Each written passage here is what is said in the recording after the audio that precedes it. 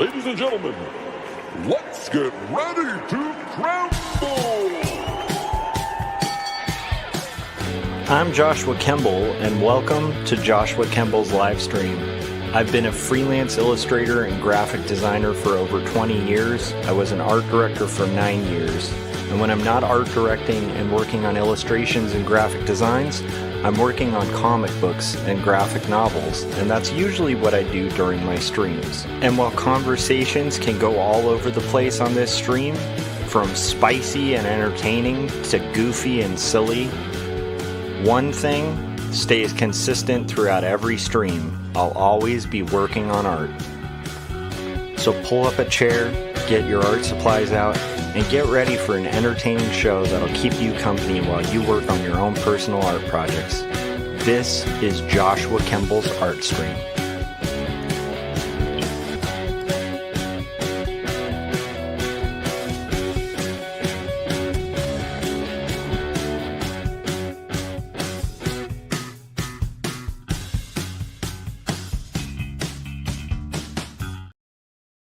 All right, guys. Welcome to episode 425. I feel like I already did 425, so I'm going to have to double check that I named that correctly. But it's another hangout where we're doing art and working on comics.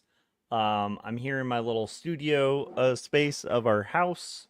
I kind of moved to a new studio space from the previous one, which is just a room over. This is a little more isolated, so I don't keep a bunch of people up when I'm working on comics, and also so I can kind of focus and work on my stuff. So today, what we're gonna do is two things. One is I'm gonna work for about a maximum of 2 hours on shading page 160 of Not Death But Love: The Strange Supernatural Story of Elizabeth Barrett Browning, and I'm excited about this. I'm hoping the image is coming out clear. I've had times where sometimes I'm like live streaming and it's broadcasting kind of unclear. So if I guess Gary's in the chat. So Gary, let me know if the view is clear. He said, "Evening, dude, listening while drawing." Yeah. So I'm gonna burn the night oil for a couple hours, not the midnight oil, but and we're gonna work on comics. And then I might share. I tracked an interesting song today. I haven't finished it, so it's my 5th song. Okay, cool. Gary said it looks sharp. That's good. I haven't quite finished the song, but I just got like the idea for a verse, and then what I've been doing on this album that I'm recently working on is rotating through guitars. So, like a lot of it has been tracked on like this Firefly Telecaster that I have that I love. It's like a super cheap guitar, but it's like a Rosewood Telecaster. It plays great. And then I've been using my Gibson SG. And then I think for the 3rd track, I used like a different guitar. So I'm trying to kind of rotate through. So today I was like, I'm going to pull out my Squier Telecaster that I got at like a pawn shop for like $150 or something like that, like probably like 5 or 6 years ago. And it was pretty. It's like candy apple red guitar with like glitter on it. You know what? I'm talking about this. While I'm talking about it, let's work on art. Hold on. Okay, so here's the art section. As I'm talking to, if you guys want to support the channel, obviously make sure you hit like, the bell, all that fun stuff. And know that I take super chats very happily, and I will answer your questions or touch on any topic, that's following TOS. So anyhow, so we're gonna work on this page. I'm gonna start shading it, and then we'll kind of get into what I was talking about. So anyhow, I have this I have this Telecaster. It's a great guitar. I found it at a pawn shop. I got it discounted a bunch because initially when I bought it, like it looked like the neck was kind of like had issues. And so I talked the guy down on it. But the neat thing is then when I learned more about, that was probably one of the first guitars I started learning about how to kind of work on a guitar for like a setup and stuff beyond just like the basic stuff that I would do when I used to play in bands and stuff. Anyhow, I ended up modding it adding new pickups, like changing out the pickups, because it was originally like a Squire like 20th anniversary guitar or something, which is like the cheap version of Fender, but it had a humbucker, and then it had like in the neck position, and then towards the bridge it had just a regular Squire. So what I did was I got a hot rail pickup, like a cheap hot rail pickup, and I added a coil split so it could go from like a single coil to a humbucking, like a mini humbucker kind of sound. And then I put a P90 in the neck. So like, anyhow, added locking tuners, all this kind of stuff. This is kind of boring stuff, but the point being, after modding that guitar, it went from being kind of this cheap $100, $150 guitar from a pawn shop to just this like angry machine, like because of the P90 and then a hot rail, just like it's like the heaviest, loudest, like just toughest guitar. So I haven't played that in like a little, so I was like, I'm gonna bust that out and see what comes out.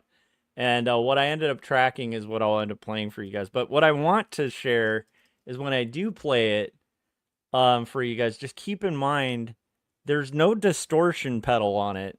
So all the like crunch and like overdrive, that's just the pickups. It's just straight pickups. No like extra effect thrown on it. And it's like it's funny because when you hear it, you'll be like, man, that distortion sounds kind of, like it sounds like you're using like an overdrive pedal or something, but it's just no, those are just such hot pickups that they just like they'll just shred your amp. Like I love it. The only downside is like even though it's set up as best as it could be, and I have the action really low on the strings and stuff, it's still like the neck is still makes it impossible to kind of play certain riffs really cleanly because the strings are so slinky on it that if you are like doing a lot of fancy work on the top string, chances are you might push the top string off of the fretboard. So it still has some cheap guitar limitations.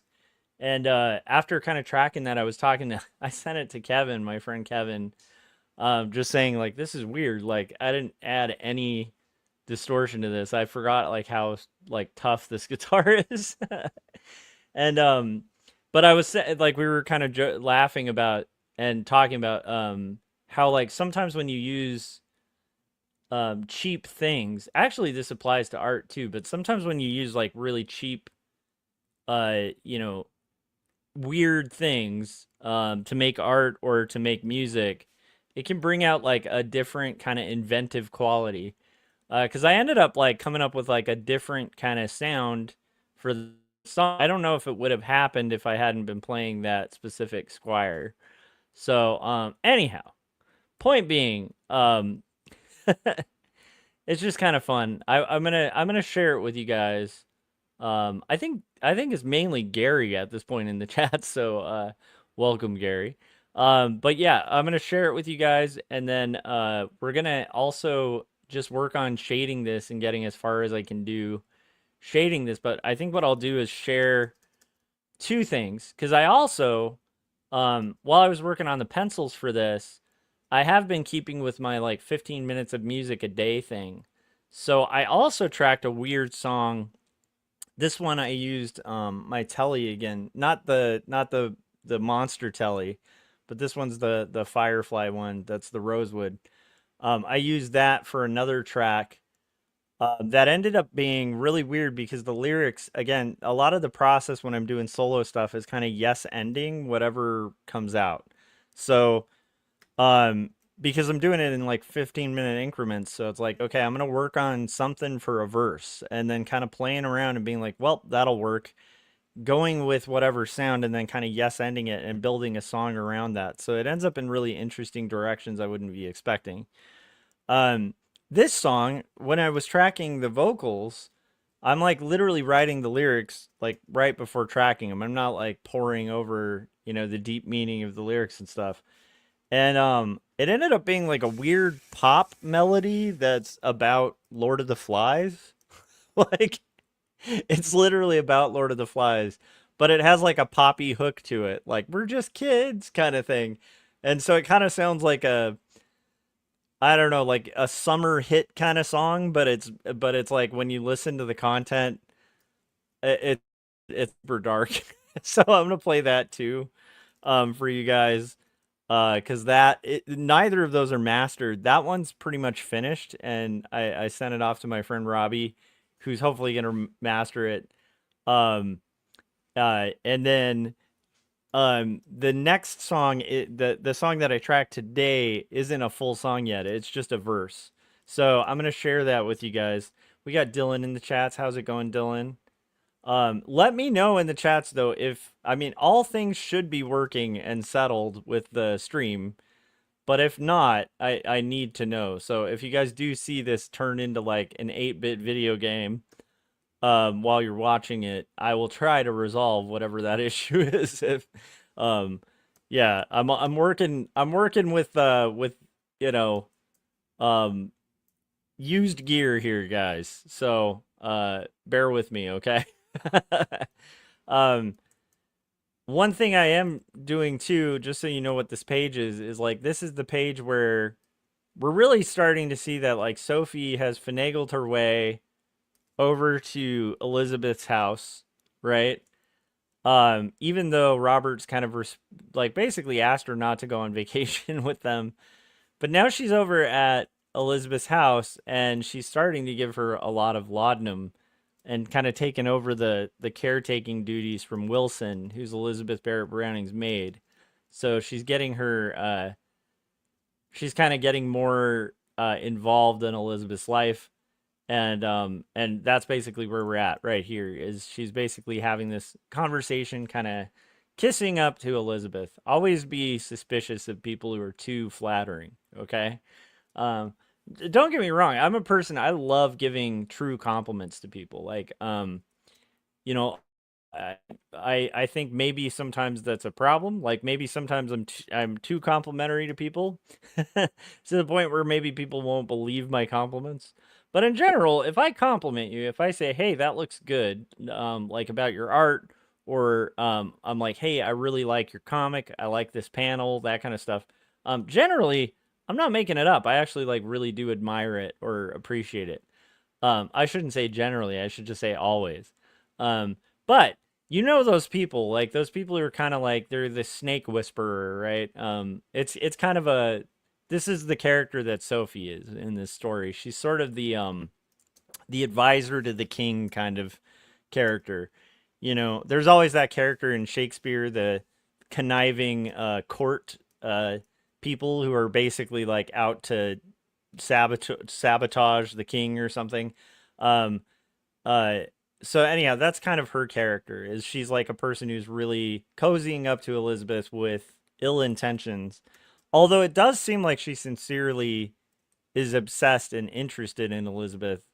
As to why or how far that interest goes, that's a whole thing in the story that's going to be explored. But anyhow, I just wanted to give you a background on what I am shading. And with that, I'm gonna play you. Well, I'm gonna let the chat decide. We got 3 people watching. um, so I'm gonna let you guys decide. Whoever wants to hear the full song about Lord of the Flies, the weird like pop summer song that ended up being really dark, that I finished yesterday, or would you prefer to hear the verse that I tracked today? That's just music, no vocals, not fully finished. I'm gonna play both, but which would you like to hear first? You can just type in song or verse. Dylan said a snake in the grass. Yeah, that's. I think that's what I was trying to say. I think I was saying a snake, and then I forgot that it's called snake in the grass. So I was like, you know, like in a Shakespearean story, and like just went through this long thing. Gary said dealer's choice, and then Dylan said I say song. Okay, so let's play you the full song. This is one's unmastered. So keep in mind, like when a song is mastered, it's more leveled out. Like you'll hear it when I play you mastered songs. When you hear them, they have like more presence. Like everything sounds just a lot louder and more like radio friendly. Weirdly enough, a lot of pre-master mixes are like they're there, all the music's there, but like some elements, it just has like a softer vibe. They never are gonna sound as balanced and good as like a master. So these are raw mixes, okay? That's enough hedging. Did I hedge enough? Um, it's like before showing your comics to someone, being like, keep in mind, it was my first comic. Like, that's always a good sign. When I drew this, I wasn't feeling so good, just so you know. Okay. Oh, by the way, if anyone's curious, I'm drinking an Allegiance. I got like a 6-pack like a week and a half ago, so I have a bunch of Allegiance in the fridge because I'm not like a heavy drinker. I'll have a beer here or there. But I'm drinking Allegiance, which is my favorite local brewery, Bravery Brewing, has Allegiance. So if you're close to the Antelope Valley, or if you're ever in Southern California and you come across one of these guys, I don't know if you can see it, check it out. They're great. It's not a paid advertisement. It's just a favorite of mine. Of course, if you're of age to do festivities as drinking. Okay, let's get into where is it? I'm gonna pull open that that track. So this is track 3. Oh wait, track 3 is mastered. You know what? I'm gonna treat you guys. I'll play the master of track 3 because I don't think I played that for you guys yet. I played the raw. No, I did play the master on the last live stream. Okay, never mind. We're gonna do track. Now I'm getting confused. Oh, okay, I see what I did. I'm sorry, guys. Give me 2 seconds. Okay, now I know what I did. Okay, so I'm going to play track 4. So Dylan, you get your wish. This is the song that I finished the vocals for a couple days ago. Here it is. Oh, let me make sure the volume's all set. Make sure everything's nice and lovely for you guys. Okay, here it is.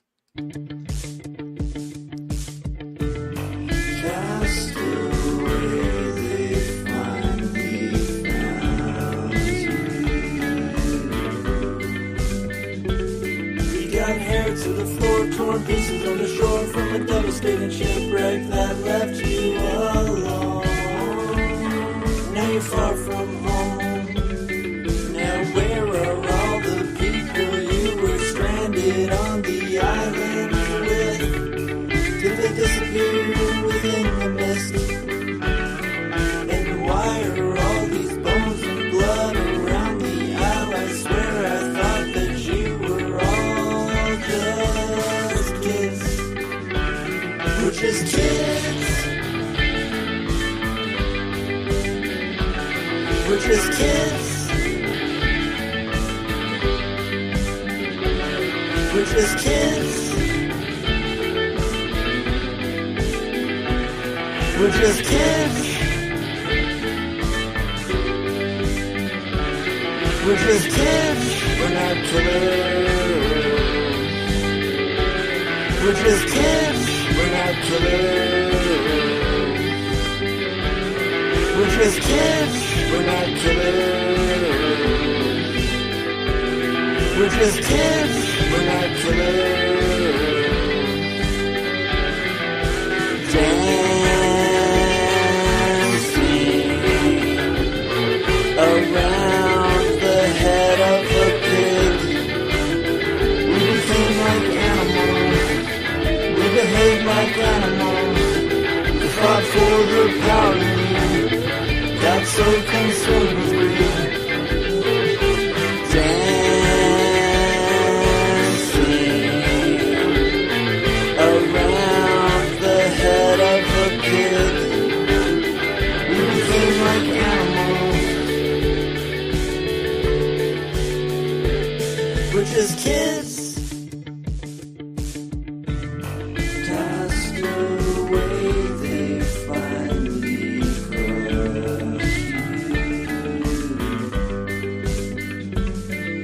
Your head in the game had an oversized frame and spectacles that lit a fire of a funeral pyre. Now where are all the people you were stranded on the island with? Did they disappear within the mist?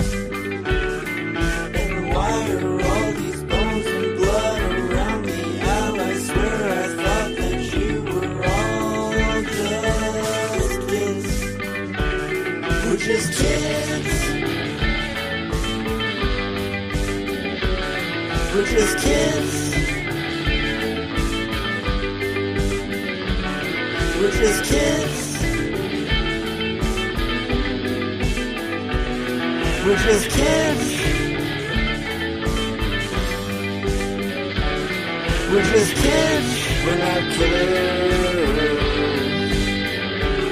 We're just kids. We're not killers. We're just kids. We're not killers. We're just kids.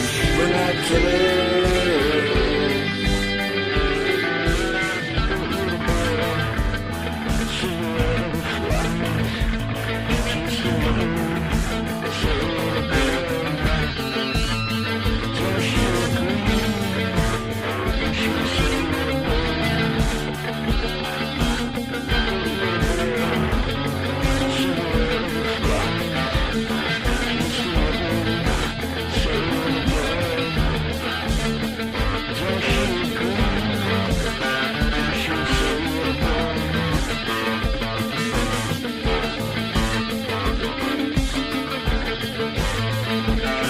We're just kids, we're not killers. We're just kids, we're not killers. We're just kids, we're not killers. We're just kids, we're not killers. We're just kids, we're not killers. We're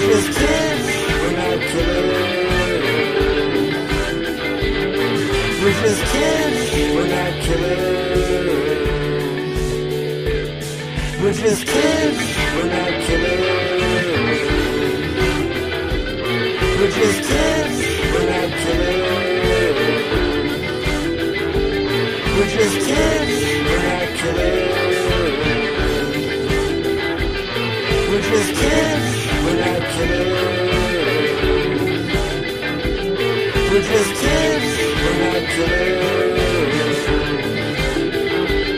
We're just kids. We're just kids.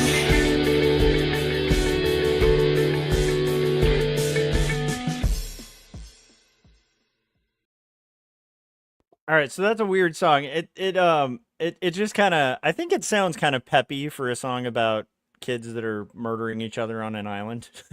Like, I had to teach Lord of the Flies at one point, because that one summer I decided to take a long-term subbing gig, doing English, and so I taught a bunch of a bunch of high schoolers Lord of the Flies, which was really fun. I love that book. I think it's a great book. It's got a good message. Very, very good, very good book. Deals with like a lot of cool psychology, exploring the id and the ego, and all sorts of interesting stuff. And it's like deep enough to where it's like it can cause like some profound learning for kids, but it's also like digestible enough to, like, handle at like a freshman reading level kind of thing. So anyhow, for some reason I had tracked it out, and then that's kind of where the lyrics went. So anyhow, yeah. So I mean, long story short, bunch of kids get stuck. Dylan said I reveal it a little bit. Bunch of kids get stuck on an island. You know, they were on a boat and it was shot down by a plane in some war. We're not sure what the war is, but some plane basically was accidentally shot down a civilian ship, and these kids end up washing up on an island, and it's a bunch of kids, and they're of differing ages. Most of them are like junior high age, and then there's really little kids with them as well.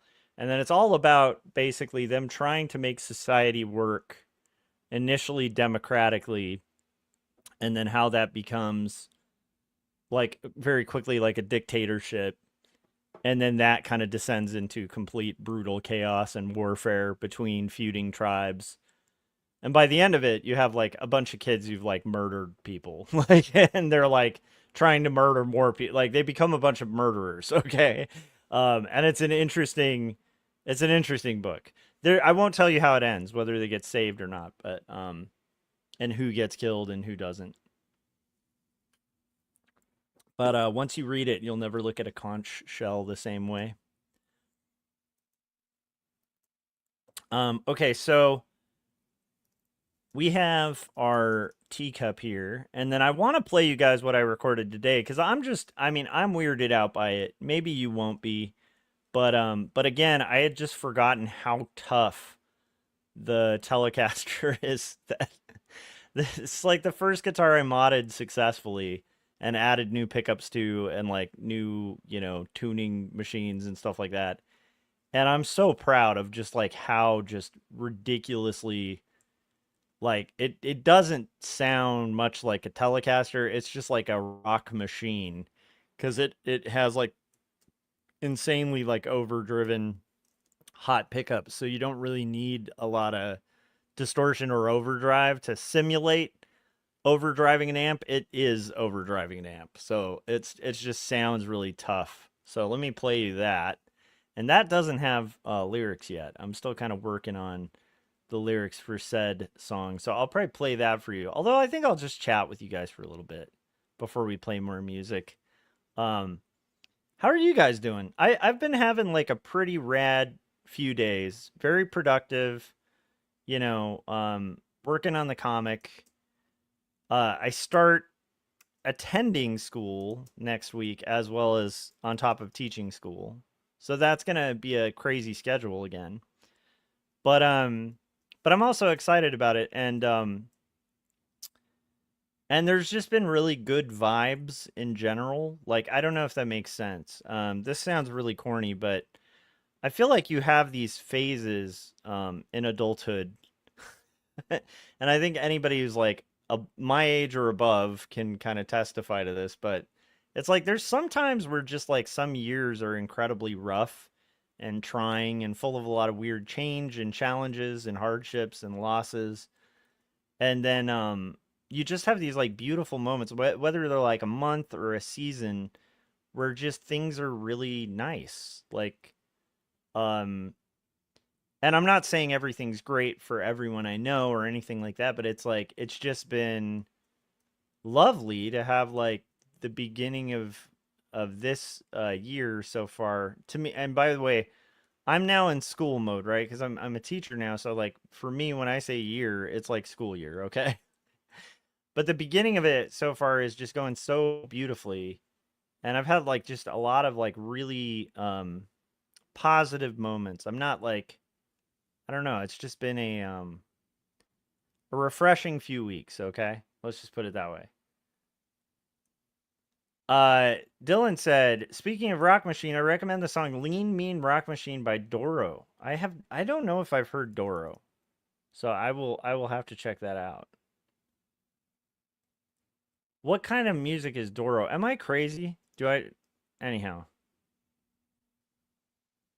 The music video is animated and it looks indie. Nice. I will check that out. Thanks for the suggestion, Dylan. Yeah, I've just been like really stunned by how great like things have been. So it's a little weird because I can be a cynical person sometimes. So it's been really fun, but and I'm starting to get to a point in my life where I can enjoy a good time without feeling like the other shoe's gonna drop. I think a lot of people who overthink can kind of struggle with like enjoying like a good week or a good day because they're like, yeah, but if I get like have too good of a time, it's all gonna fall apart. I don't know if that makes sense. I know people like that who like they struggle with that. And not only do I know them, I was like that a bit for a bit of my life, being a bit of an overthinker, right? So, either just like over planning so I couldn't enjoy something, or I don't know, just overthinking in general. It's a thing, okay? Um, but it's been nice. It's been nice to not be experiencing a lot of overthinking, just very present, very in the moment. Generally kind of keeping to the things that um, that are my responsibilities and stuff, and kind of, keeping life stuff going and moving and like in a positive way. And I'm hearing myself say this, and I'm like, wow, this is not the most entertaining thing to hear, but somebody just being like, things are great. It's awesome. I love everything. But that's kind of been my mood the last like few weeks. Like it's been just really cool. And I honestly think some of it does have to do with Gary's still in the chats, and maybe this happened for you, but like I do think for me starting off like the end of my summer with Crestline, to kind of kick off like a new, you know, fall coming, a new fall um was like really nice. Like it really reset my I don't know, like my compass, I guess. I don't know if that makes sense. Um Dylan said it's the only song I know from them. Okay, I'll have to check that out. Yeah. So anyhow, yeah, that's been pretty cool. It is a struggle to find time to get this stuff done. And I will tell you, there's a lot of like little power naps that allow it to happen.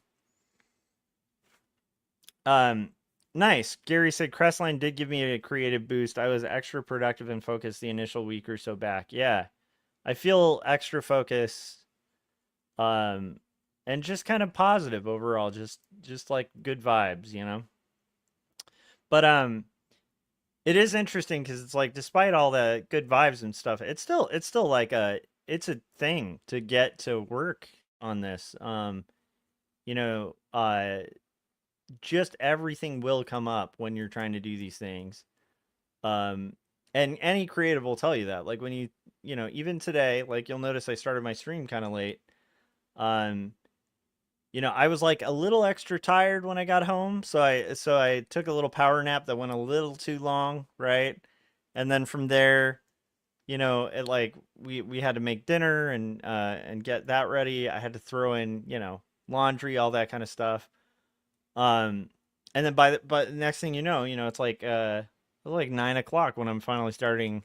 It was probably about 8:30 when I was able to like start tracking what I'm about to play for you guys.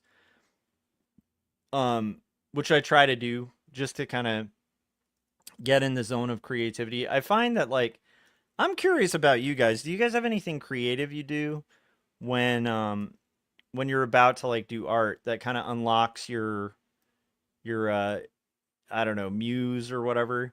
For me, it has been really helpful to like before I work on comics, doing music is so fun because it's just so different from like it's similar. It has a lot of similarities to art.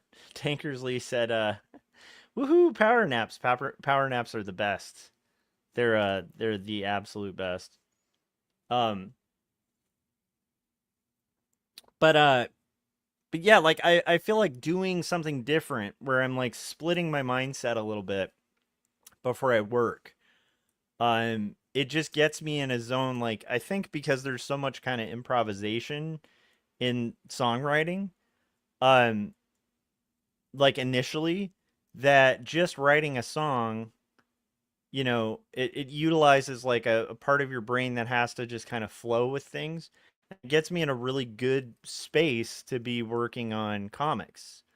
It just does. It's weird. I feel more.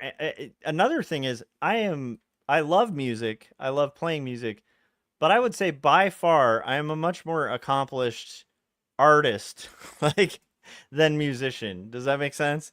Like I'm not I've never had a job where I play music, right? But I've had my whole life, like adult life has been making a living as an artist.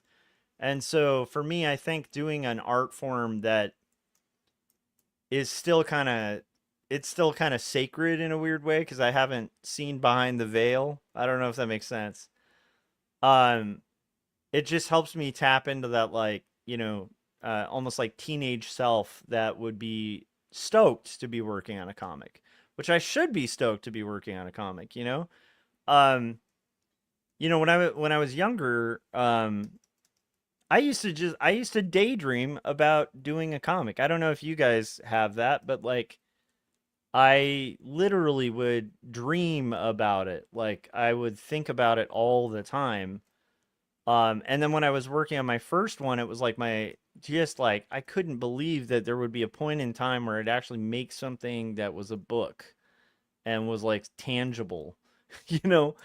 Um, like it's a cool thing that we do, you know?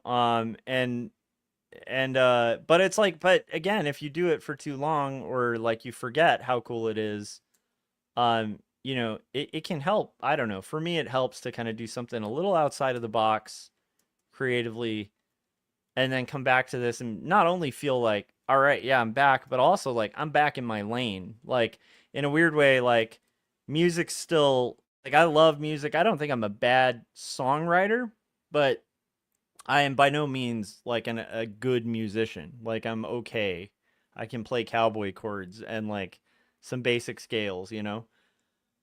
But I am definitely I'm not like I don't think I'm the best artist in the world, but I think I'm a pretty good artist. Like I definitely would feel okay in a ring of professional artists, you know. So just like yeah, I don't know, there's something about kind of going outside, exploring something different, playing a little bit. Not forgetting to play would be a big one. Cuz I do think sometimes we can forget to like play and be creative. Well, I shouldn't. I always make this mistake. I'm going to try to get better with this. Not we should be better. I need to be better. And recording music does help me play more. Because you can forget to like play and have fun with this thing. Um, that's another thing. And I think maybe I don't know. Gary's in the chats. Maybe he'll relate to this because I think out of our friends, Gary, we're the very I think we have a very similar process. I think maybe you might even be more meticulous with your planning and your like Gary will do a lot of preparation and a lot of roughs and a lot of different stages, a lot of revisions on the script, things like that. So by the time you're kind of working on your comic, it at least from what I've gathered from Gary, it's pretty anticipated. Like there's still going to be some fun surprises but like kind of the whole goal of all that setup and prearrangement and I do the same thing. That's why I wasn't trying to throw Gary up there like as I do a very similar thing where there's so much pre-prep that there aren't as many crazy surprises was the point of the pre-prep. Like I don't want surprises when I'm working on my final art. I don't mind like a pleasant surprise here or there that results in maybe something better, but I don't want a result that's like when I turn in a comic, it's just a horrible thing and it just all went bad because I'm kind of flying by the seat of my pants. Um, so with all that preparation though, it's still fun to execute and it's still fun like in the blue sky stages and it's still fun in the process. It just can be easy when if you are like me and you do a lot of pre-planning, it can be really easy to like almost like lose the plot a little bit. Like cuz you pre-plan so much like that you can almost forget that like what you're doing is fun. Anyhow, that was a long way to say something really basic, which is like, whatever helps you find the fun in the thing, try to, and of course it's going to be labor, but it can be fun labor. And I think whatever that is, like for me, it's music, but, I think having some kind of reset procedure before you, before you dive in the deep end of like a big long-term project may not be a bad idea. Um, Tankersley, I don't know what preparation. Oh, preparation. I get what you're saying. Tankersley was saying preparation H. Um, yeah. So anyhow, I just think like that's a good way to do it is like clear how it's going. Like clear your mind a little bit before you kind of get into the long term project. All right, guys, we are shading a comic. I'll try to move this up too so you guys can see a little better.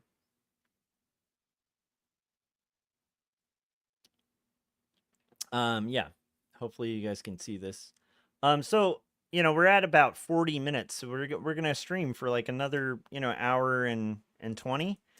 And so what it's looking like, I don't want to speak too soon, but it looks like I'll probably end up shading like 2 panels. We may not be able to get through all the panels today.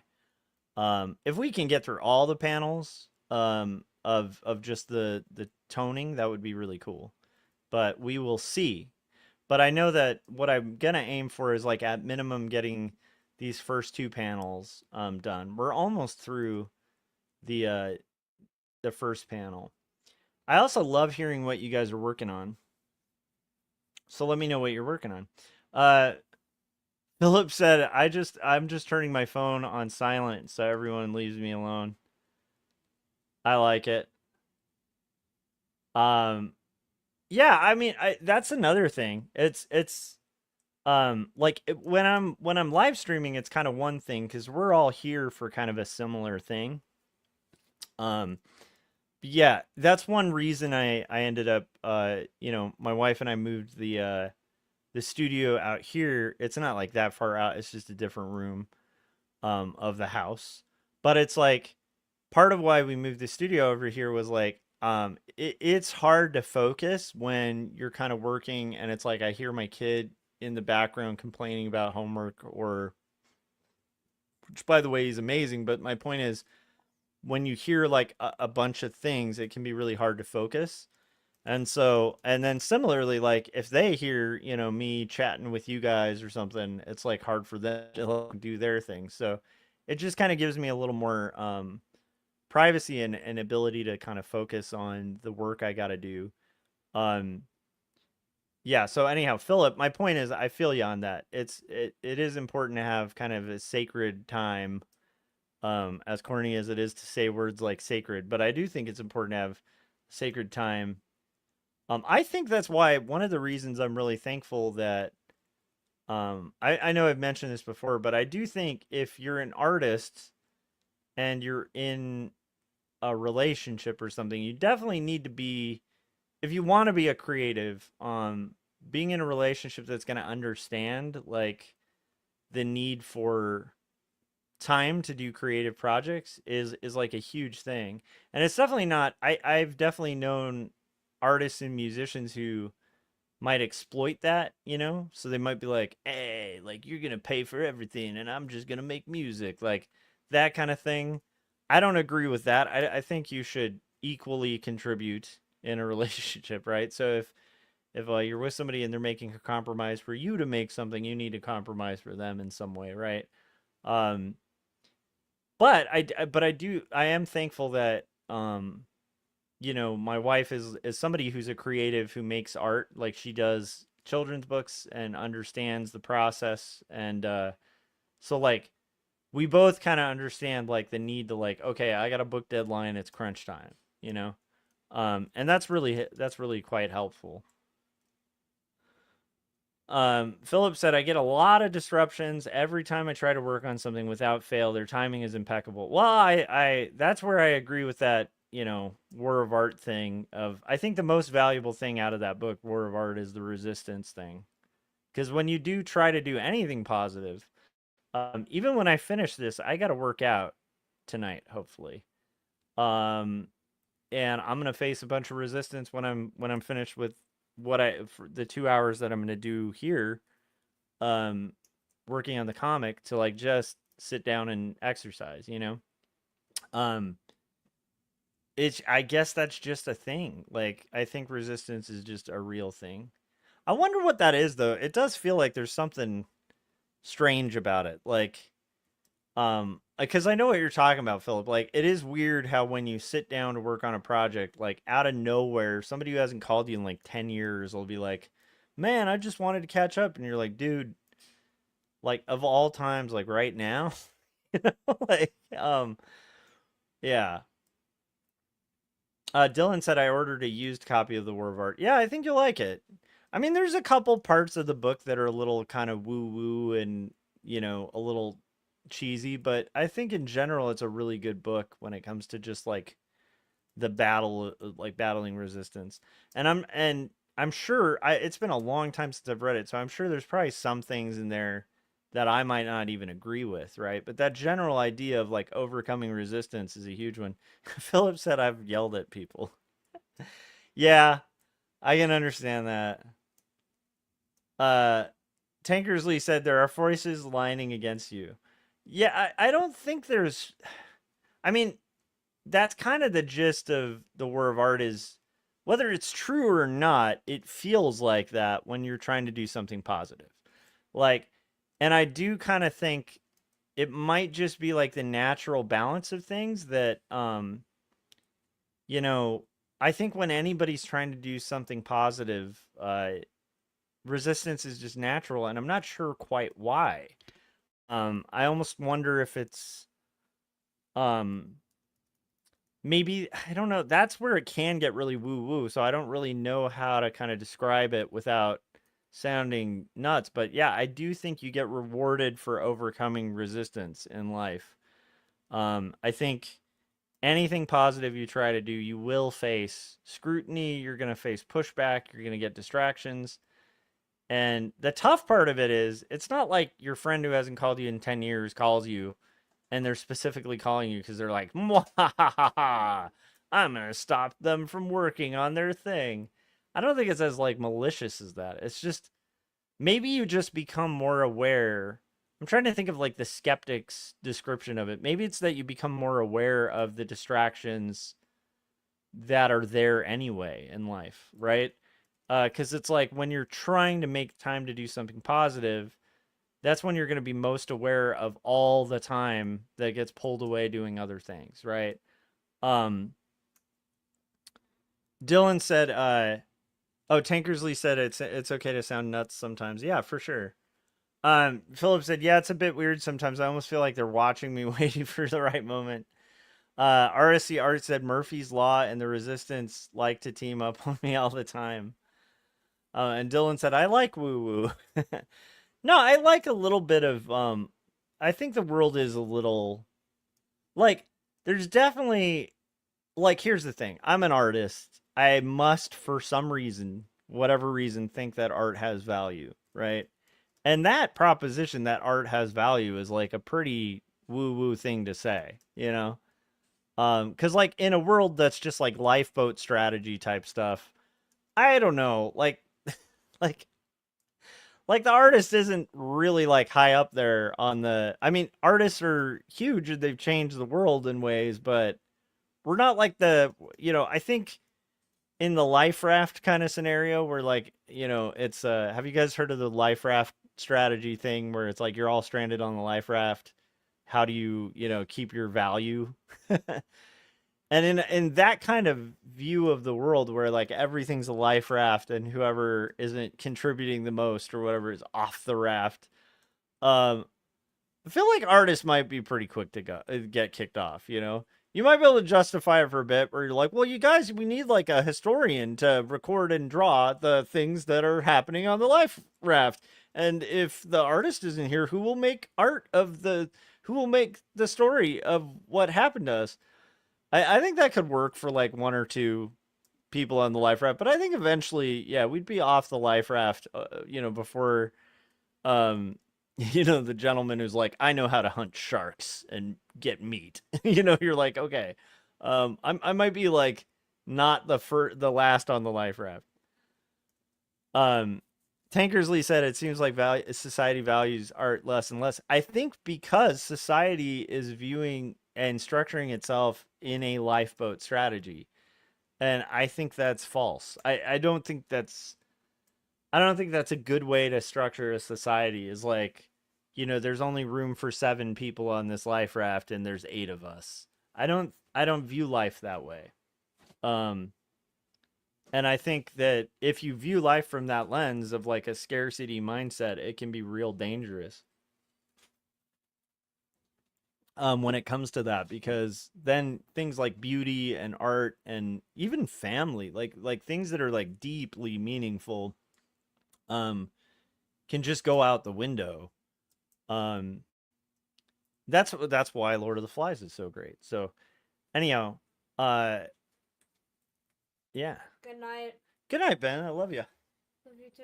Have a good one, Ben. You too. Bye. Yeah, he finished his homework. I'm so proud of him. Yeah, it's rough. Like they get a lot more homework. Yes, he gets so much more homework now than he used to. So we've been like, even yesterday, I think part of why I had my sleep kind of thrown off a little bit because, you know, we had to we were up late, like kind of helping him with homework and stuff. And this poor kid's like working on homework all night. Yeah. But I mean, it's like all valuable stuff he's working on, but holy moly, like it gets harder, you know, and it's funny as a parent, you start remembering like, man, school is hard, you know, like some of these lessons that these poor kids have to like learn, you know, young.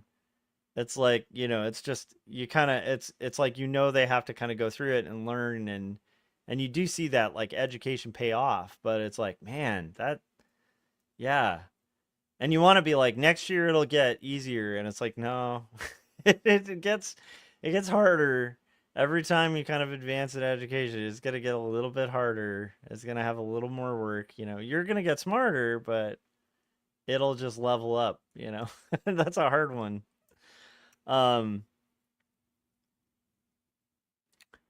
Let's see here. But yeah, I agree with Tankersley on that. Like it is a tough one where artists have a lot of value. I think art has a ton of value. Art defines culture, you know. I'm not trying to like blow smoke, you know, or whatever, but it's like art defines culture. It does. And like it changes that causes revolutions, you know. There's a bunch of stuff art can do. Art challenges kind of the status quo. And art defines and kind of records like, you know, history and stuff. The humanities are really important, okay? But in a lifeboat strategy, the humanities are usually the first to go. Because people are viewing things as a lifeboat. And it's weird because it's like, you know, doesn't have to be. So yeah, that's my 2 cents on that. Okay, I was gonna play you guys a song that was recorded on the crazy Telecaster, and it's not a full song. This is just the so this is that modded Telecaster, and when you hear this, I'm gonna play it for you, right? It's just a verse that I tracked today. But when you hear it, understand there are no distortion pedals. There's no pedals or effects thrown on this guitar. So the guitar you hear on this is just pure raw power of a P90, a crappy P90 and a hot rail thrown on an $150 used Squire guitar, okay? Here it is.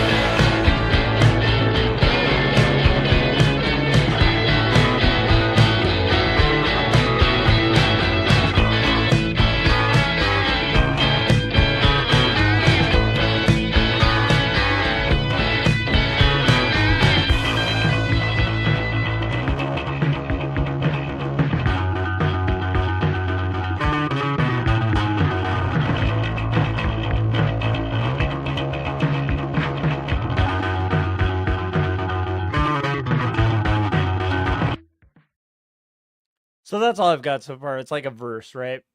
But can you believe that? Like it sounds like it has like distortion on it, you know? And it's like that's just what that Telecaster sounds like when you plug it in. Like it just it's just like the hottest pickups on earth on like a really crappy Stratocaster. And by the way, it's not crappy in the sense like it's set up. I fixed the intonation. I changed out the saddles to like full stainless steel saddles and stuff. So it's a good feeling Strat. Like it feels good, but it's still a cheap guitar that I just turned into this Frankenstein's monster kind of thing, just for fun. And it sounds it anytime I play that guitar, I just like, especially if I'm recording or writing with it, it's gonna be like it's a tough song, like a rough song, like a raw sounding song, because it just has such a like spanky, like spanky is a good term. That's actually a term used a lot for Telecasters, but this one doesn't sound like a Tele. Like it just sounds, I don't know, ridiculous. So anyhow, I love that guitar. And this is the fun thing about it's the funny thing about changing your guitar or changing your equipment, like, you know, when you're working on something, it can lead to different things, right? Like if I'm painting with oil paint or something, I'm going to approach it a lot differently than I do when I'm doing what I'm doing right now. Um and so it's like I don't know, it's been a lot of fun, and I'm going to continue doing that through this album, just kind of switching it up. Because I love what each guitar kind of brings out. It's not that the guitar means anything. It's more like how it feels when you're playing it and what you can get out of it, and then where it kind of directs you in that way, right? Does that make sense? So it's kind of like if you had to paint with a toothbrush, you're going to paint a little different than if you have to paint with like a Series 7 Sable.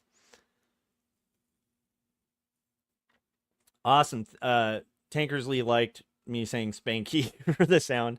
That is a tone or term.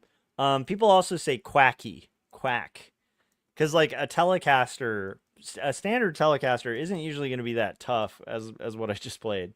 To get that tough, you're going to usually have to do some amount of distortion pedal or something, right? Because generally you have like on a classic Telecaster, you have like a lipstick pickup and then a single pickup in the bridge. So changing that out for like a hot rail and a P90 is like, you know, two really loud overdriven amps like shoved that usually doesn't have that sound. But the fun thing about original Telecaster sounds, because Telecaster is actually my favorite guitar. And if you guys are bored of me talking about guitars, just say so in the chats. But I'm passionate about them. The thing I love about the tone of a Telecaster though is like it does have like a quacky, it sounds like really it like that's kind of the best way you can explain it. It sounds like it's quacking. It's like chimey, but it's not chimey like a Stratocaster. Like a Stratocaster has like a bell tone, but a Telecaster has just like a yeah, like there's no other word for it than just like a quack. Like it's just it's a sassy guitar. Um Telecasters are great for like funk. They're really good for like country, like bluegrassy kind of lick driven stuff. Um and then of course just rock and roll, right? I mean, the most famous Telecaster is probably gonna be either George Harrison or you know, the Rolling Stones, right? Um but there's so many amazing players that have played Tellies. But yeah, Tellies have like a distinct sound, and but that's why I crack up about this one, because it just does not sound like a Telly, but it definitely brings something out because it's just it's mad. It just makes you feel like being a little more aggressive. And then there's other guitars that I'll play sometimes, and they make me feel like I need to be more fragile or play a little more delicately or be a little more noodly on the guitar. I'm using a lot of fun words here. Noodly. Yeah.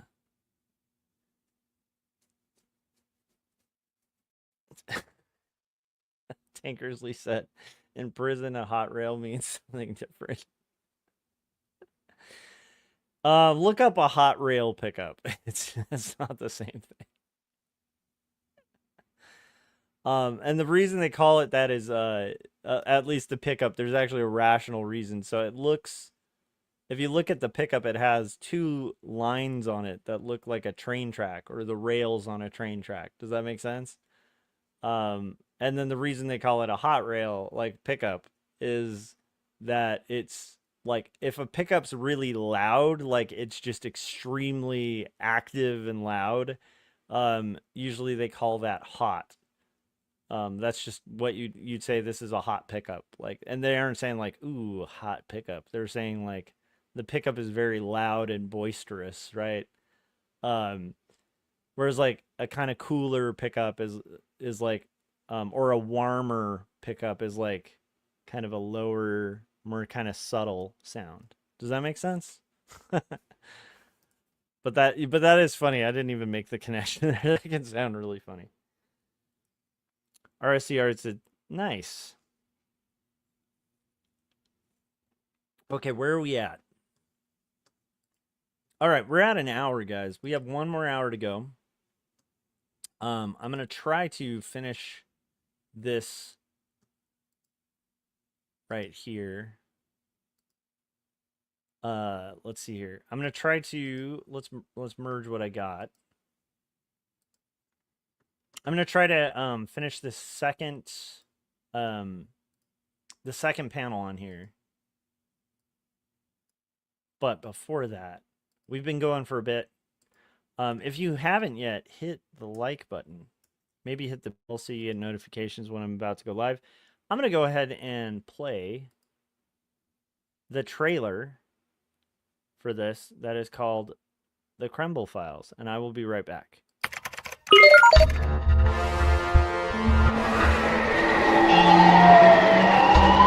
Well, Mr. Stryker, I have you now. There is no escape. You will tell me where the Kemble Files are, or you will die beneath the crushing electric arms of my shocktopus. I hear you chirping, little birdie, but JT Stryker ain't no stool pigeon. Very well. You have left me no choice. Bring out the doctor. Say hello to Dr. Hodges. I'm sure you're familiar with the doctor and his work. If by work you mean the murder and torture of innocents, yeah, I'm familiar. I've waited a long time for this moment, Stryker, and I'm going to enjoy every minute of it. That's what your mother said. Well, that's a horrible thing to say. You don't even know my mother. Don't let him interrupt you. Come on, man. Look, fellas, we can tango here all night, but it doesn't change a thing. You're never getting the Kemble Files. Oh, I beg to differ, Stryker. I have certain negotiation methods. Your mom has negotiation methods. Stop it. That doesn't even make sense. That's not even... It's not applicable. Listen up, compadres, and listen good. Option 1, I'm giving you 2 bozos and out. You untie me, I walk out of here, and everybody goes home happy. Option 2, I kill everyone in this room and then... You idiot! You killed him!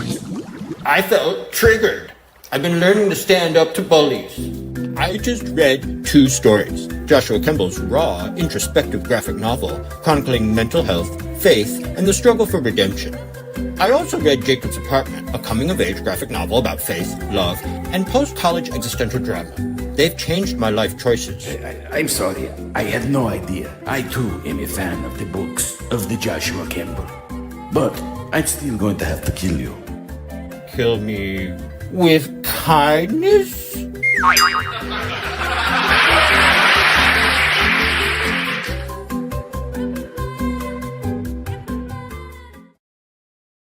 All right, that was the Jim Luhan's great commercial. If you're listening to this too and you're like, wow, that's cool. How do I get a commercial on here? You can.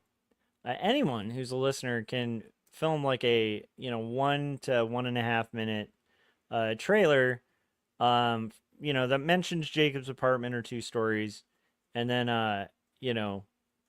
it can mention your own work and stuff like that. And as long as it's, fits the TOS and stuff like that, hopefully around a minute, maybe 2 minutes max. I will use it if it's good, we'll use it on breaks. And rotate them in the channel. Philip said I need to make a new one. I need to play yours. Yours was great, Philip. I love your trailer on there. It's a wonderful one. Yeah, often the longer ones, just Jim kind of noticed that I was rotating Frank's trailer a lot because often, I'll play the trailer, and if I need like 2 minutes to like go get a glass of water or something, it's like it gives me a little more time. But yeah, Philip Chandler did a really good trailer. Maybe I'll play that next. Okay, so we are starting the next thing here.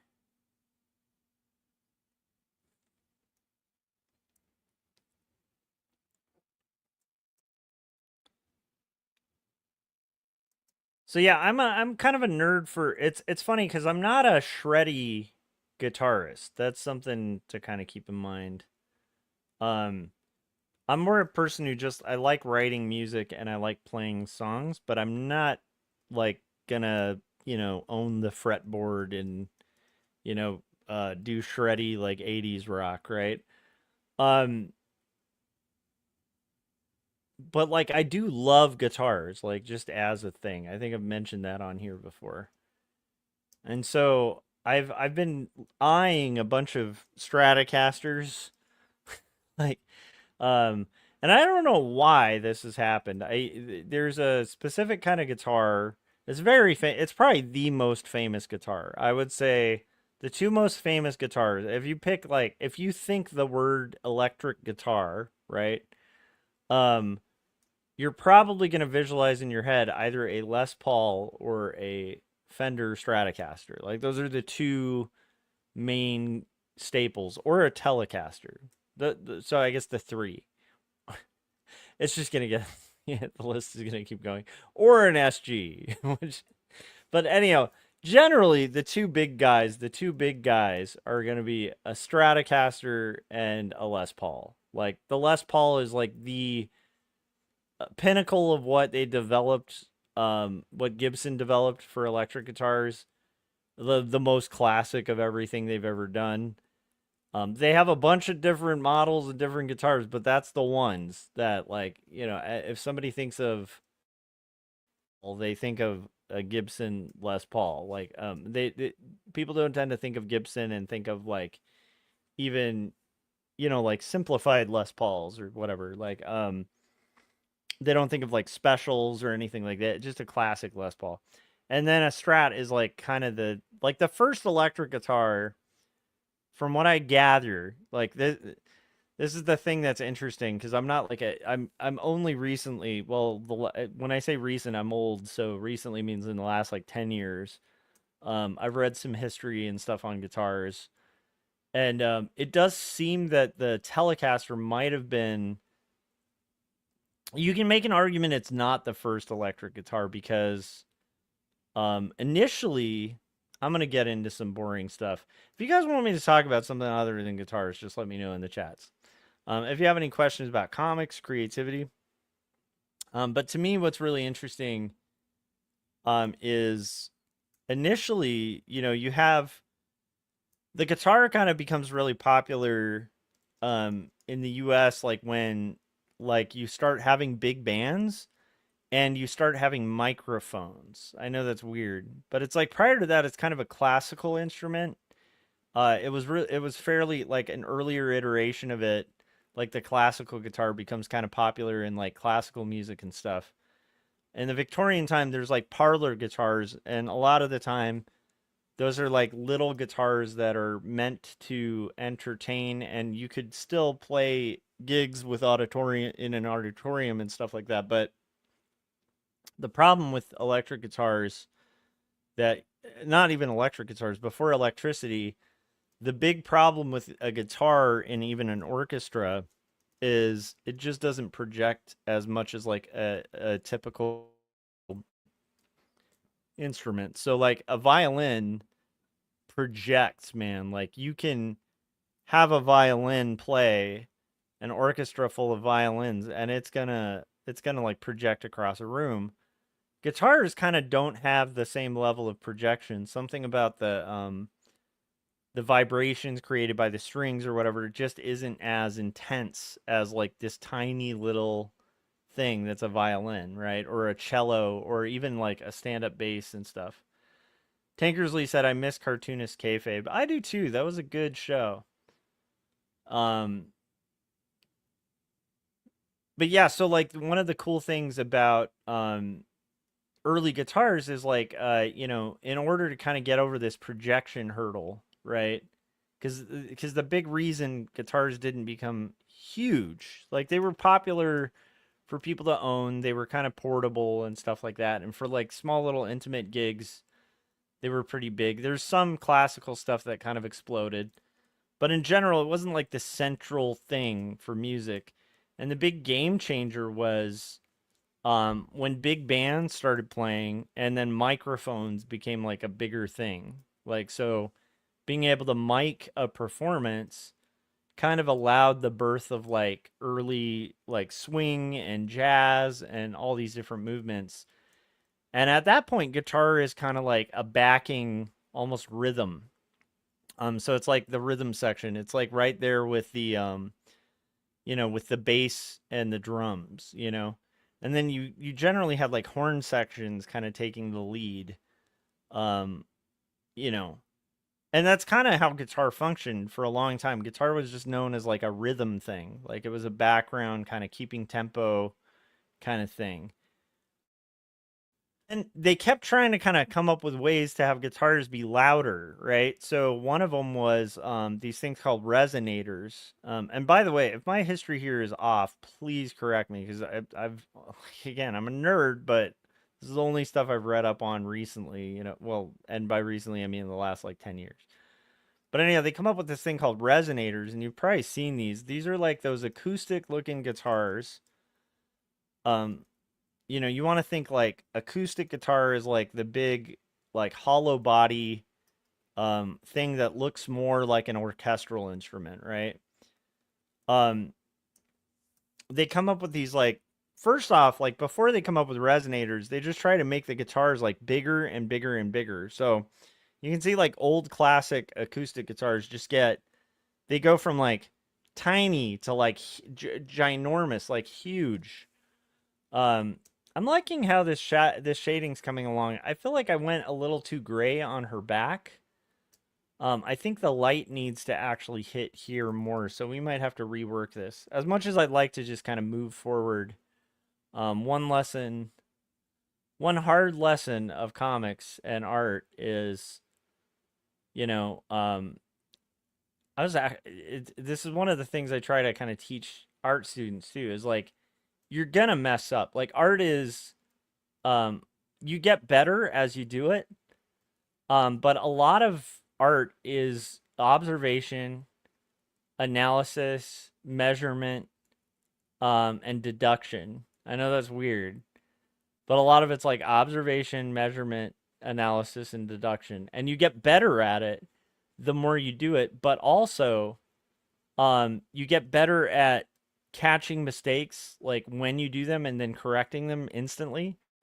And you'll see this with like master artists when they do like sketches from life or drawings from life. The first line that like a master artist usually will do, except for like occasional exceptions, is going to be the wrong line. Like if you see somebody who's been doing it for a long time, they're usually going to start with the wrong shape and then kind of correct and correct and correct.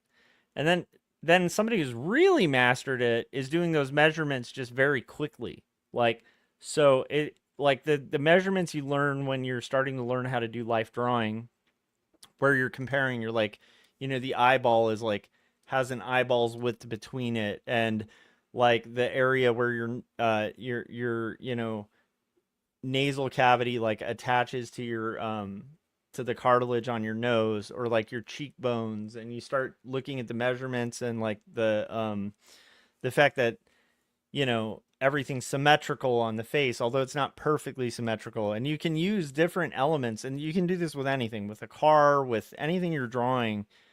Once you kind of get one part of it, like you want to start with the big shapes and stuff like that. But once you get the big shapes down, you start working your way to details. And then once you get one kind of fairly decent detail correct, you can use that little element to measure the rest of your drawing. And you, through comparison and drawing by shape, you can basically learn how to draw anything. It's kind of crazy and cool. And the thing is, the thing that makes it hard for students is learning how to slow down and really look at what they're drawing. Because like I think, and I have a whole theory on this. I'm rambling, by the way, guys. We're working on comics and rambling. That's what we do here. If there's a topic you want me to touch on that's not this, let me know in the chats. But the more you kind of like learn how to draw by comparison and shape, then the more you can draw, and the quicker you get at those quick like calculations, it's kind of like practicing a song or something like that, right? The more you practice, the easier it is for you to go, I know where all the bad spots on the fretboard are, like where all the bad notes are. I know where all the scales are, so I know where to play, and I can catch myself before I hit the wrong note. You never actually, it's weird. It's like you get better at catching yourself before you make a mistake, or quickly altering a mistake as you make it. Anyhow, that's a hard thing to teach people to do, is like see. And I feel like that's the coolest thing you teach, like teaching art. I think that's the coolest thing to do, is like to start to open up people's eyes to be able to see that they can't see, and help them to actually see what they're really looking at. I know this is corny, but it's like the reason people are bad at drawing, initially, especially when you're talking about drawing from life and just getting the fundamentals down, is that you're learning how to look. And it's like, if you can't see what's in front of you accurately, then you can't draw it accurately. And so you'll notice, like, when you get into a drawing and, you know, you're doing measurement and stuff, you're going to be looking at what you're drawing more than you're looking at the page. Anyhow, so there's I mean, this gets into a lot of stuff, but a lot of this is for like fundamentals type stuff. But the fun part about teaching art is that moment where you see people start to see for real. And the same thing happens when you learn music. Like when you're first learning music, and I'm not, by like music, I'm way less proficient in, right? But when you start learning guitar, suddenly you hear a song and it's like, you know, a year into learning guitar, you're going to start hearing parts of the song that you never could differentiate before, right? And then and they call it developing an ear, like musicians call it developing an ear. It's like being able to hear off notes and hear Tankersley said they say practice makes perfect, but they also say nobody's perfect. Someone is lying to us. No, practice makes proficient. That would be what I would say. Because yeah, I think the truth is there's no perfect. But yeah, so I definitely agree with you, Tankersley. The lie there is that there is perfection. But that it's an important lie if you're an artist. You do want to struggle a little bit to get better and better, right? So you got to kind of think there's a thing that's unattainable right now that somehow you can do. You know, you have to be deluded enough to do that, to do art. But a lot of it's just learning how to see, because once you can see accurately, you can, and the way you see accurately initially is through measurement and observation and correction. Measurement, observation, correction. But like the cool thing is when you see somebody actually unlock that, and it happens with color theory too, where you haven't messed with color theory and you don't quite understand color theory, you will go out in the world and you'll see a sunset, right? And you won't be able to understand why the sunset looks like it does, right? And you'll just be blown away by the beauty of it. And then maybe you'll make like some really weird gradient when you're first drawing. And when you start practicing color theory, then like suddenly you're like out in the world and you're seeing color theory in science. Like it's everywhere. And it like when that unlocks, it's really cool. It's like it's incredibly cool. And you start realizing I've been blind my whole life to this. Color theory came a lot later for me than drawing because I obviously as a kid and even now, my primary pursuit was trying to get black and white art good. And I loved like high contrast black and white comic books. The way I'm even working now wasn't really kind of the way I was more in love with initially stuff like Jacob's Apartment, my book Jacob's Apartment, where it's kind of like more of like a Daniel Klaus kind of vibe, or it's got like, you know, a lot of feathering and a lot of high contrast and stuff like that. And that was initially like what I really wanted to do in art. And of course I wanted to learn how to render and stuff, which is a little closer to this. This is like very faux rendering here that I'm doing on this. But anyhow, I wanted to be able to like draw people's faces really well, and a lot of my concern was black and white. I wasn't like really super interested in exploring color for like the longest time as an artist. And I can understand why, because again, it's kind of like I was saying about like, you know, when you first start drawing, the problem is you can't see yet. And you know that you're not seeing it correctly because you draw someone and you look at your page and you're like, well, crap, like they look like this and my drawing looks totally wrong. Like, you know, it's wrong when it's wrong. And that's a good instinct. That's an artist instinct, but you just don't know how to correct it yet. Right. And you also don't understand that like most artists aren't seeing it any different in the sense that they're going to get it wrong too.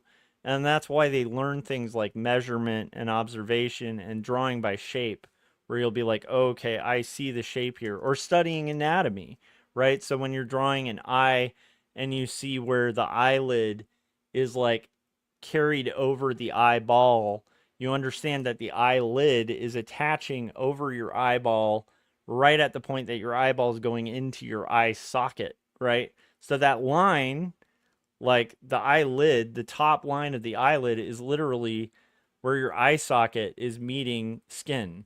Like that's why it looks weird, right? That's why it's kind of hard to draw for people, because they don't understand the underlying shape that you're seeing here is the skull. It's not, you're not seeing like skin. And so people will try to draw eyes like in a way where they're not really articulating that that portion of it. You know what I mean? Sorry, this is like a really weird kind of theoretical thing, but it's fun to think about. So when an artist like is talking like, or an art teacher, right, is talking about learning to see, it's not like some woo-woo thing. It's like it's kind of similar to developing an ear in music, where there are scales of music. There are chords and, you know, and notes, and when you can hear them, like, you develop an ear, right? When you play an instrument, you develop a better ear for hearing that instrument, right? When I started learning how to play bass, which I don't play incredibly well, but it is weird that like when I started playing bass, I started paying a little more attention to like bass guitar in music. And then suddenly like my ear for hearing what the bass was doing was so much more developed. And then if you record, you start developing an ear for some things in recording. It's like it's just kind of the way life is. Like if you work in a garden, if you do gardening, you're gonna kind of see in a way you didn't see before, because now when you walk past like a house that has a garden that had a lot of work in it, you're gonna look at it and now you know what it is. Like you know how the things were planted. how they were tended, like how they took care of it, right? Whereas to somebody who doesn't do gardening, they're going to walk into a beautiful garden and they're going to be like, what the hell is this? This is amazing. They don't really know what they're looking at, right? I'm not a gardening type. So I'm still in the I guess in the world of gardening, I would be a person who's blind and does not see fully. Like I can't see fully. There's no way. Now, seeing completely fully is going to be impossible, but the point is like the more you do the thing, the more you unlock the ability to kind of see for real. Dylan said, I watch vocal coaches and musicians react to songs sometimes and they start talking about the different this and that of the song and I don't really hear it, but they're trained to. Yeah, and see, here's the thing. I sing, so I can kind of hear, but I'm not a professional singer and I'm better at I'm not even close to a professional guitarist, but it's like because I'm not great at singing and I never really studied it, I don't really like it's hard for me to tell. I can tell if somebody's off though.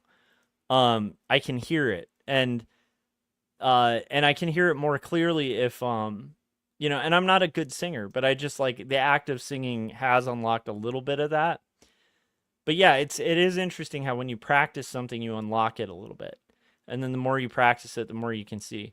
The hard part for people drawing is getting over that hurdle of not being able to see correctly and then having trouble figuring out what you're getting wrong, you know? Like, so people quite often will be like, when they're drawing at first, they'll draw eyes. Here, let me do a little example. They'll do eyeballs like that, you know? And they'll do like, you know, they're like, I'm drawing eyelashes and stuff. And it's like, that's not an eyeball. That's not even remotely what an eyeball looks like. That's what somebody in elementary school told somebody an eyeball looks like. Or the, you know, we get these symbols where we're drawing like that, you know, and that's not a face. That's actually not a face. That's just a symbol.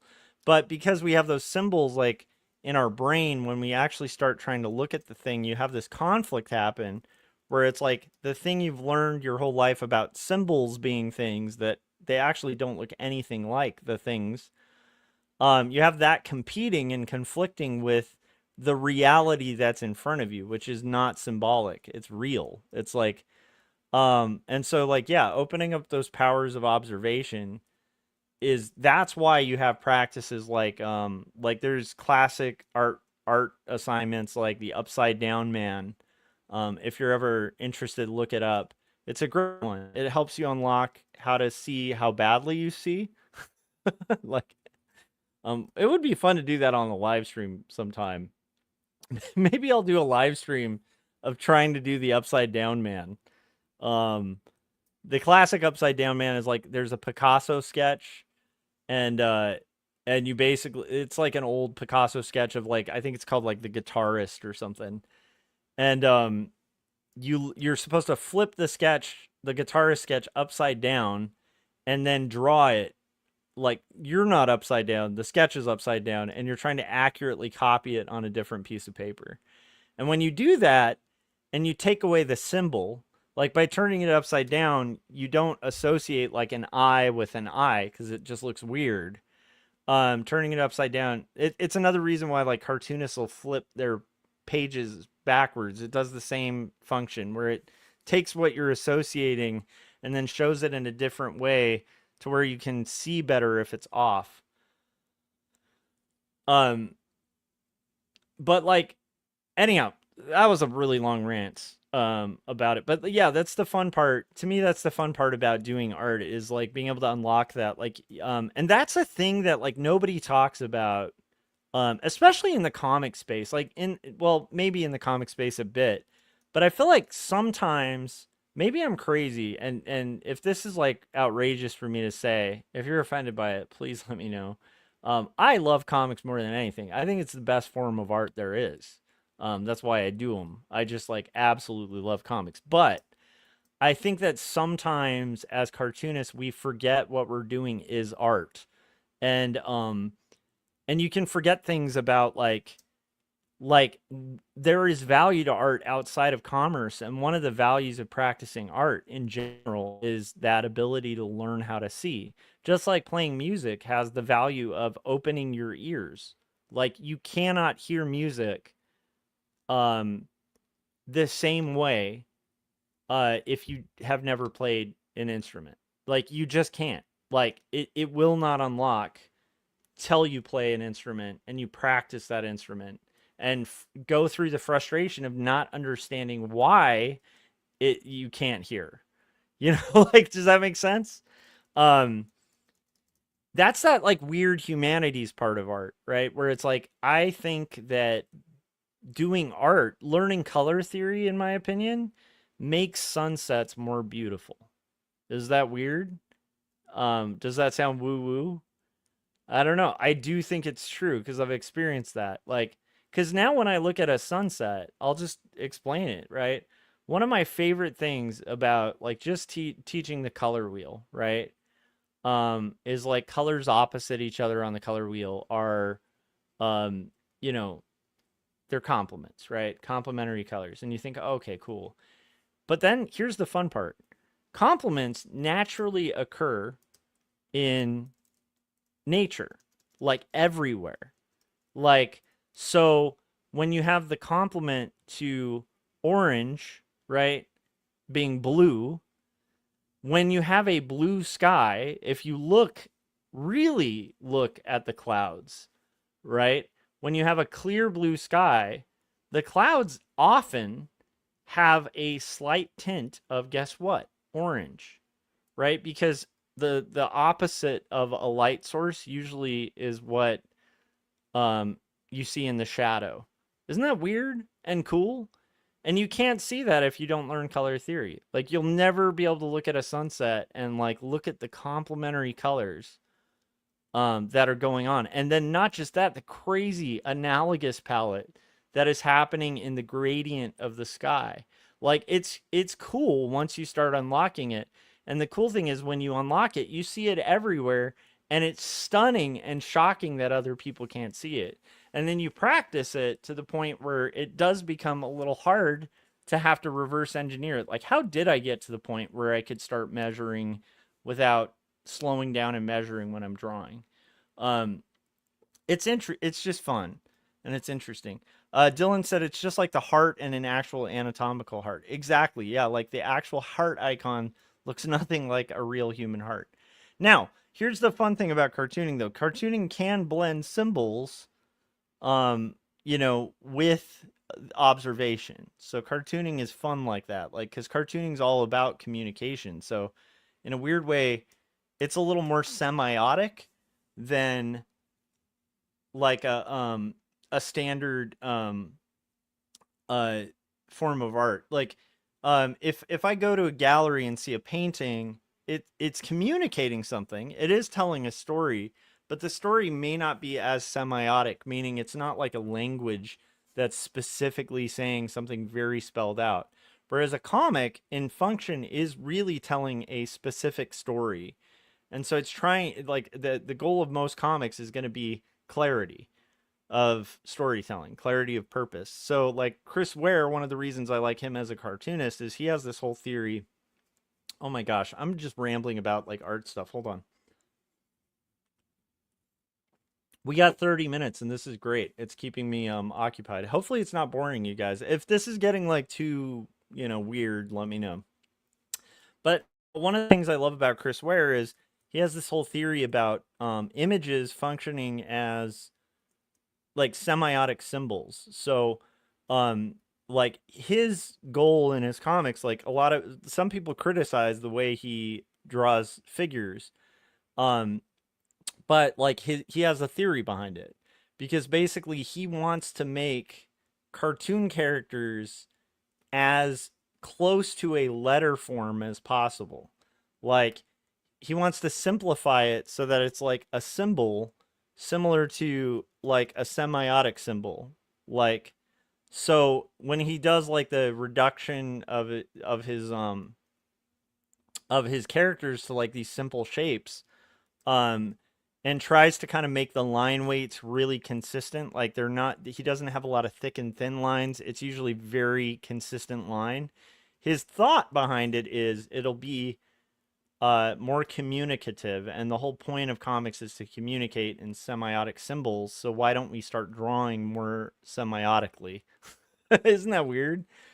And that might be a bad interpretation of what he's getting at, but yeah. So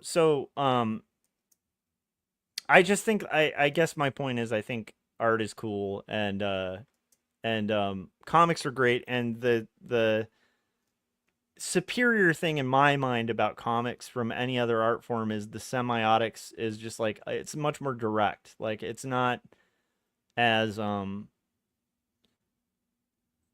vague. You could do abstract comics too, right? But I think there's a reason abstract comics have never really taken off, like to an extent. You know, because it's kind of like, I think, yeah, I don't know. Anyhow, it's a storytelling medium. So it's like, you know, generally you're going to want to tell a story. You can tell an abstract story, but you still should be telling some kind of story.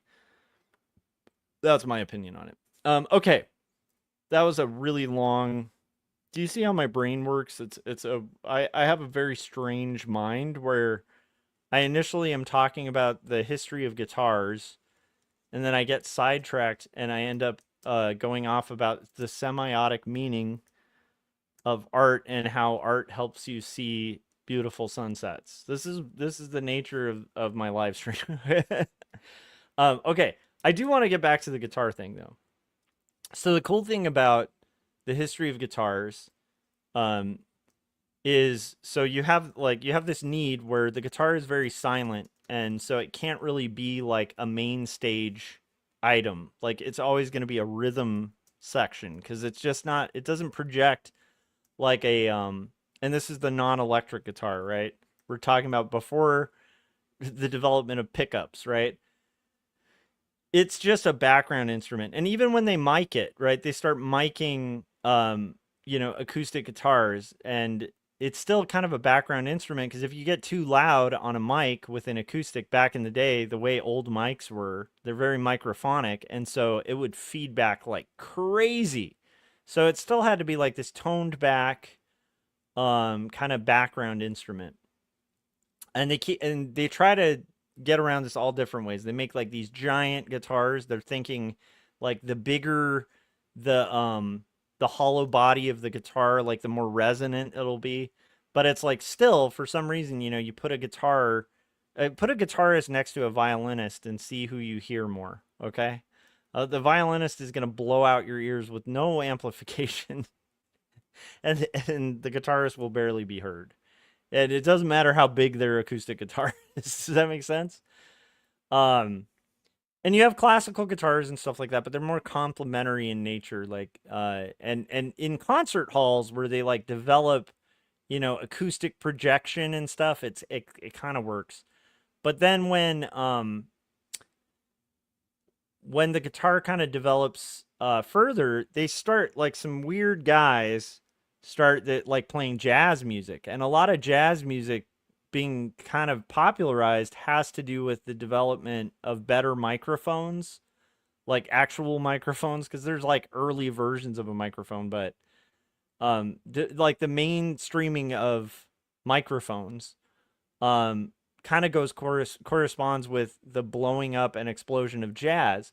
Because the great thing about jazz is now you can have like a 4-piece band that's not these like instruments that like project super heavy, like, you know, and you can have a drum set, but you can mic up everything but the drum set, right? And now it can be those things through like a PA system, through speakers, right, can be like equally as loud as the drums. But still, for some reason, people are starting to like keep guitar kind of in the background. It's still like the horn section that's taking the lead in most swing music, most early jazz. But then what happens is you get the development of these guys who are like, man, when we're riffing playing jazz, right, I come up with these really cool things. Like I can move around the fretboard and do more single notes and stuff, kind of like classical guitarists were doing. In like, auditoriums that were built to project that with silently playing instruments next to it so it didn't get buried. But now I can do it loud,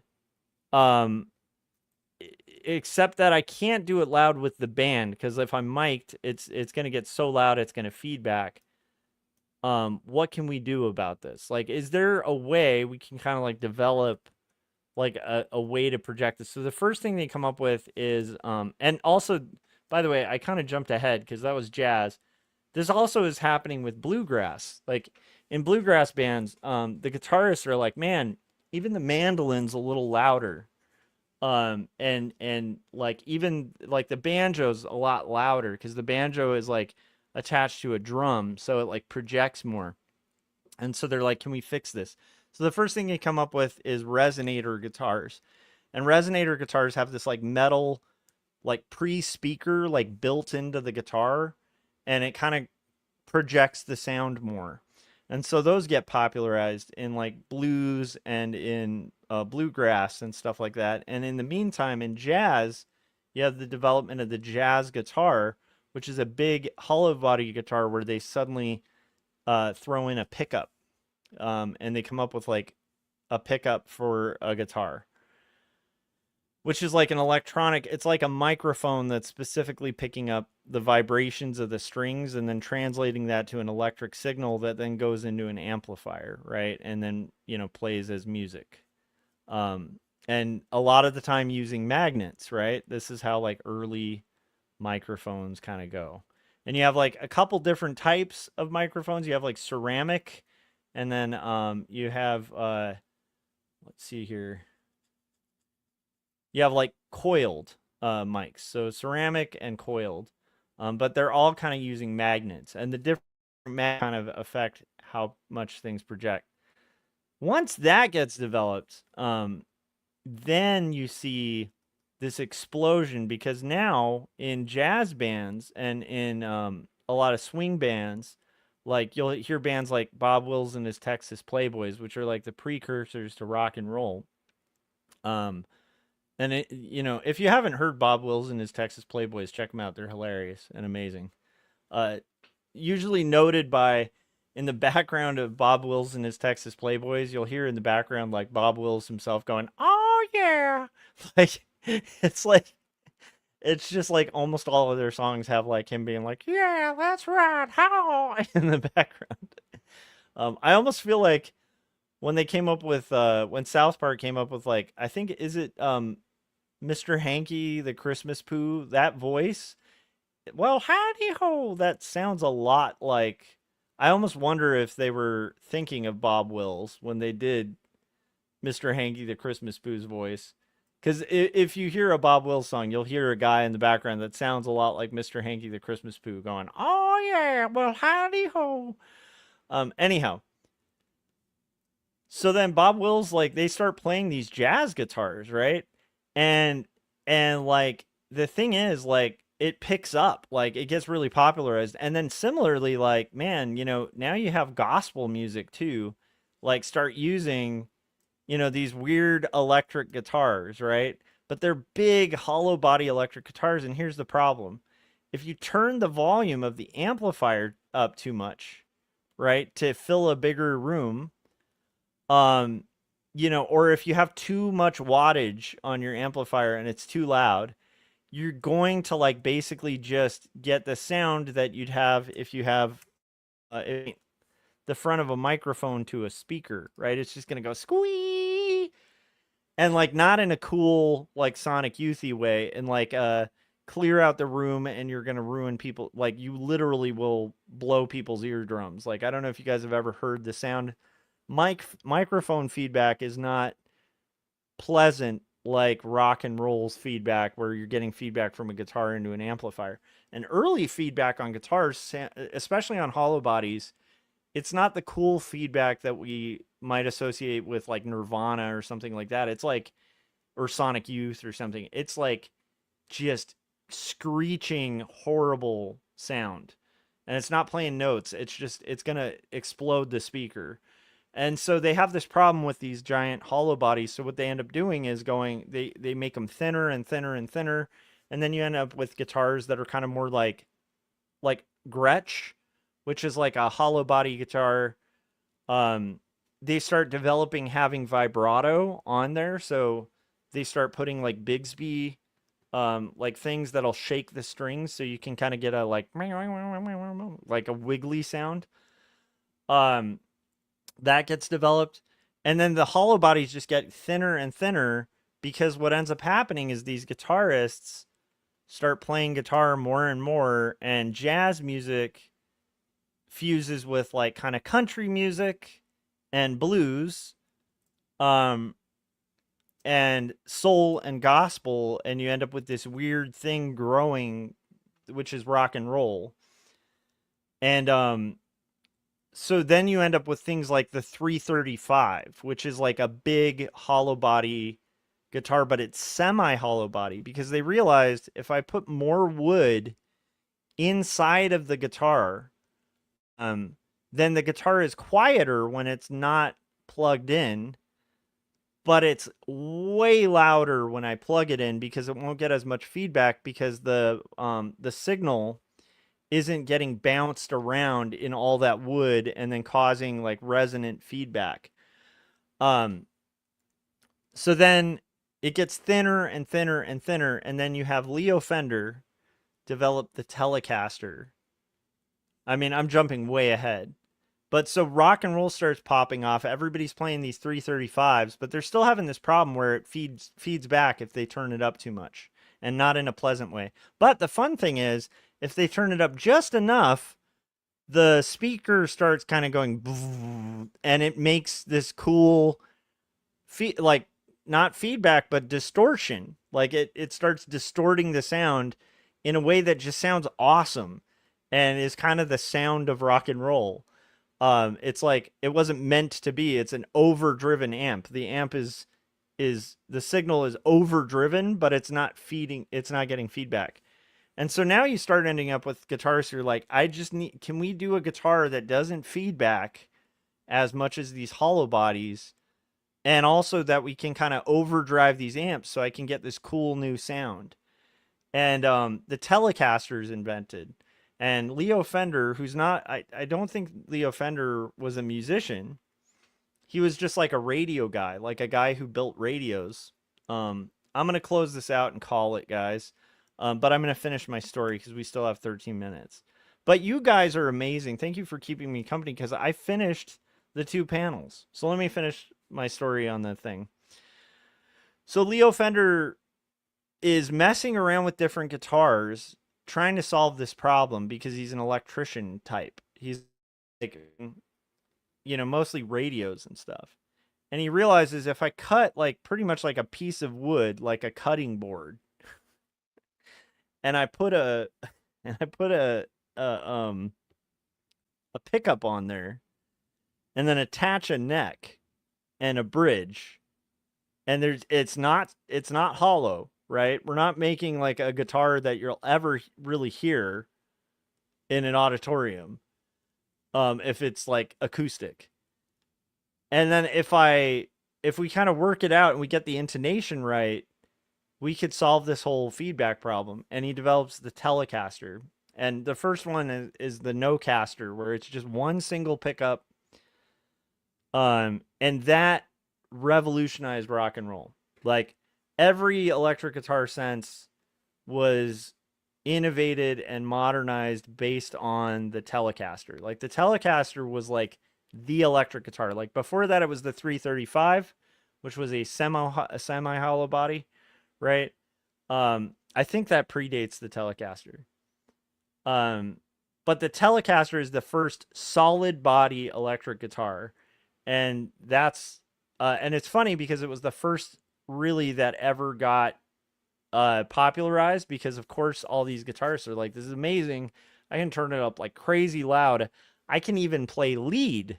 Like, I don't have to play rhythm. I can play lead with this and boost my signal above the rest of the band, and thus the Telecaster kind of led into all these different models of guitars that exploded after this, because there's a desire for it because rock and roll explodes, right? So anyhow, that was me rambling. Philip said, it's still after 1:30 a.m. and I'm still wide awake. I might actually go live after finish, Josh. Nice. Well, there you go, guys. Philip Chandler might be going live after this. So when you're done here, go to Philip Chandler's channel. Here, I'll share his comment. That's what he is on YouTube, right down there. Philip Chandler on YouTube, right down there. I wanted to say thank you to you guys for hanging out with me and keeping me company. I'm going to get to bed at a reasonable hour, which is cool. And we got what we needed to accomplish. So I feel like, you know, circling way back to where we're talking about the War of Art, I feel like you guys coming, hanging out with me while I work has helped me fight the battle today and win the War of Art for the day. And here's the thing I want you, I don't know, maybe this will help, maybe not. But I think we should start getting a little more War of Art about stuff, in the sense that today's a battle. I won it with this. If you guys were in chat, and especially if you were working on your projects, congrats. You've won a battle of the War of Art, right? Tomorrow is another battle, though, right? Because this is the eternal war of the creative. So tomorrow I need to be just as dedicated and get these other two panels hopefully done. And maybe we'll even get into color. So I'm going to try to live stream tomorrow while I do that. So if you guys haven't yet, hit the bell so you get notifications when I go live. That way we can hang out and do art tomorrow. And yeah, just thank you so much for hanging out with me. And, you know, your time is valuable. I know this because it's like just finding time to work on art is like, it's a daily fight for me. And so I know it probably is for you guys too, just to make time for anything. So the fact that you chose to hang out with me and listen to me ramble about guitars and you know, the beauty of color theory, and just kind of goof around and talk about just silly things. I just really appreciate you guys doing that and keeping me company. And I hope you guys have a really productive night. And I will see you guys tomorrow night. That's going to do it for this live stream. Thank you. And I will see you later. Dylan said I'm going to bed after this. Have a good night, Dylan. Rest well. Have sweet dreams, all that fun stuff. And then Philip, yeah, if you guys are still up and you're wanting to listen to a stream, just hop over to Philip Chandler's channel and hang out on his stream. Amazing artist. Philip was a background artist for animation, and he's just like he's a killer artist. So you can learn a lot from seeing Philip work on art. I will see you guys on the next one and appreciate you. I haven't mentioned this enough. You guys are the Kremlin. If you're here, I'm gonna go to my little thing here before I go. You see how it says "Long live the Kremlin" up there, right above Joshua Kemble, right? That's what I call the people who show up on the stream, because it's an inside joke of somebody who mispronounced my name at like a comic convention. But I call the followers of this channel the Kremlin. So thank you for joining the Kremlin tonight while we crumbled. And I'll see you guys tomorrow on the live stream. Have a great one. All right, bye. Ladies and gentlemen, let's get ready to crumble! I'm Joshua Kemble, and welcome to Joshua Kemble's live stream. I've been a freelance illustrator and graphic designer for over 20 years. I was an art director for 9 years. And when I'm not art directing and working on illustrations and graphic designs, I'm working on comic books and graphic novels, and that's usually what I do during my streams. And while conversations can go all over the place on this stream, from spicy and entertaining to goofy and silly, one thing stays consistent throughout every stream. I'll always be working on art. So pull up a chair, get your art supplies out, and get ready for an entertaining show that'll keep you company while you work on your own personal art projects. This is Joshua Kemble's Art Stream.